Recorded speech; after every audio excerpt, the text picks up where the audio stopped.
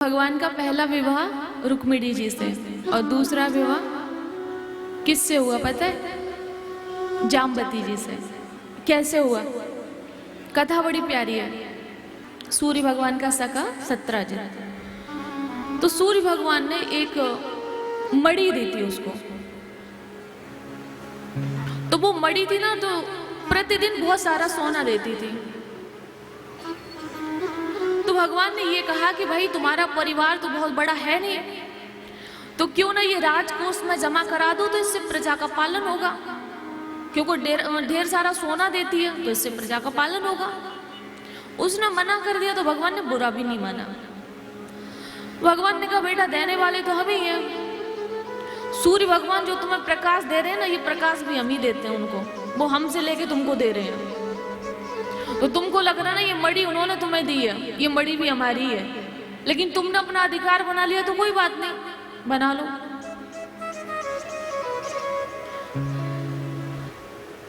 भगवान ने कुछ नहीं कहा। तो एक दिन उसका जो भाई था प्रसेन, वो उस मणि को पहन के जंगल में शिकार के लिए गया।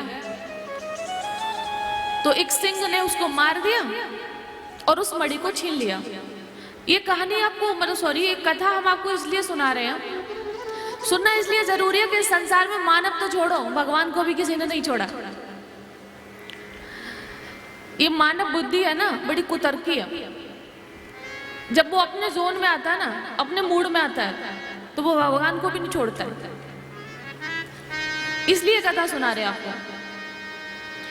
अब वो सिंह ने मार दिया प्रसेन को और मणि को छीन लिया। अब आगे क्या हुआ? सत्यजित ने द्वारिकापुरी में चारों तरफ कह दिया कि भगवान ने मेरी मणि को छीन लिया, मतलब मणि को मेरे भाई से छीन लिया और मेरे भाई को मार दिया। जब कहीं उड़ते उड़ते ये बात भगवान के कानों में पड़ी जाके कि दोष हमें लगाया जा रहा है कि मणि को मैंने छीन लिया है और प्रसेन को मैंने मार दिया। तो भगवान ने सत्यजित से कुछ नहीं कहा। पहले सबूत ढूंढने के लिए वन में गए। कुछ द्वारिका वासियों को लिया और वन में जाते हैं। वहां पर गए और रक्त के निशान से गुफा में प्रवेश किया। द्वारिका वासियों से कहा कि देखो तुम बाहर रहना, अगर हम कुछ समय तक नहीं निकल के आए तो तुम सब चले जाना और मेरे माता पिता को जाके बता देना कि मैंने गुफा में प्रवेश किया है और मैंने ऐसा ऐसा कहा था। कुछ दिन तक द्वारिका वासियों ने इंतजार किया, लेकिन जब भगवान बाहर नहीं निकले तो वो वापस हो गए। अंदर थे जाम्बवंत जी, जो राम अवतार में थे ना, वो जाम्बवंत जी थे। तो भगवान ने जैसे प्रवेश किया तो जाम्बवंत की जो बेटी थी ना, जाम्बवंत की बेटी जाम्बती, उसके हाथ में वो मणि थी और वो उससे खेल रही थी बिंदास। भगवान ने प्रवेश किया तो भगवान का मूड खराब कि ये लेके यहाँ इसमें अंदर बैठी है और चोरी हमको लगाई जा रही है। तो उसी समय भगवान ने उस मणि को छीनना चाहा, मतलब लेना चाहा। तो जाम्बवंत बाहर निकले और भगवान से कुश्ती करने लगे। 27-28 दिन तक युद्ध चला। ध्यान से सुनिएगा,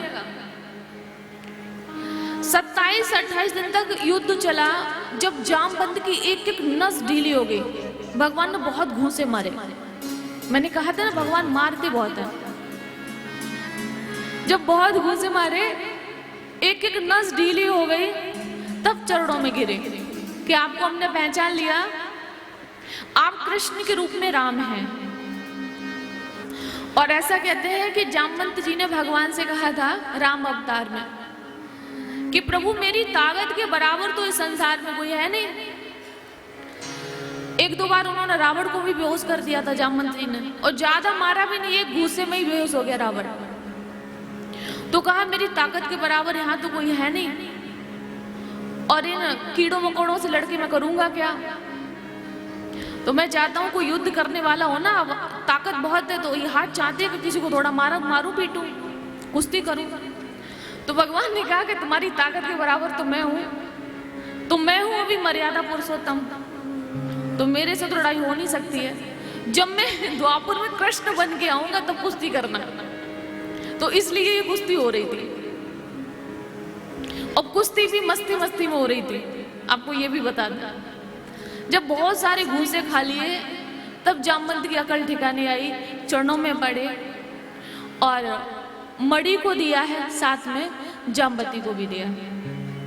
और भगवान तो मतलब भक्त वत्सल है ना, तो जो भक्त देते भगवान उसको स्वीकार करते हैं। जामवती को लेके द्वारिका पहुंचे और वो मणि ली, उनको पत्नी के रूप में स्वीकार किया। द्वारिका में गए हैं और वहां पे जाके वो मणि सत्रजित को वापस की गई है। तो द्वारिका वासियों ने सत्रजित को खरी खोटी सुनाई कि तुम्हें संसार में कोई दूसरा नहीं मिला। ये कहा कि तुमको कोई संसार में दूसरा नहीं मिला, जो सबको सब कुछ देने वाले हैं वो तुम्हारी मणि चुराएंगे। तुमने भगवान ही तुमको मिले और कोई इस दुनिया में तुमको नहीं मिला दोष लगाने के लिए। जब उसको खरी खोटी सुनाई तो लज्जित हुआ, भगवान के चरणों में पड़ा।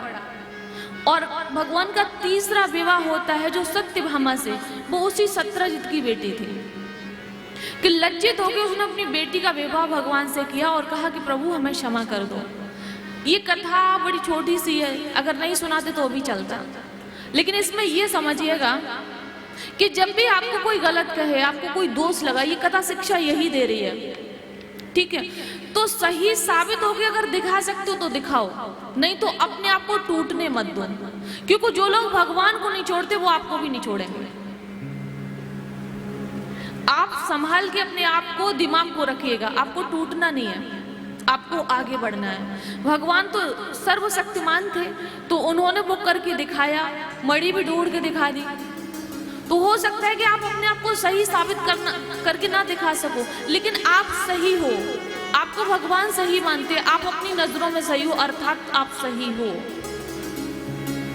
तो ऐसे करके भगवान के चौथा विवाह कालिंदी यमुना जी के साथ हुआ।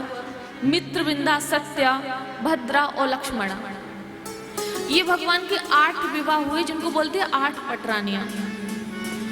भौमासुर की कैद से भगवान ने 16,100 रानियों को छुड़ाया था, कन्याओं को। तो उन्होंने भगवान से कहा कि प्रभु हम इतने दिन इस दुष्ट की कैद में रहे हैं, तो हमें अपनाएगा कौन? तो कहते हैं ना कि जिसको कोई नहीं अपनाता उसको भगवान अपनाते हैं। तो भगवान ने कहा तुमको कोई नहीं अपनाएगा, लेकिन तुमको हम अपना लेंगे। तो भगवान ने उनको अपना लिया। तो वो 16,100 विवाह बोते। हम लोग कहते हैं ना कि भगवान के 16,108 विवाह हुए। कैसे हुए पहले उसको तो समझो। भगवान कोई विषयी थोड़ी थे।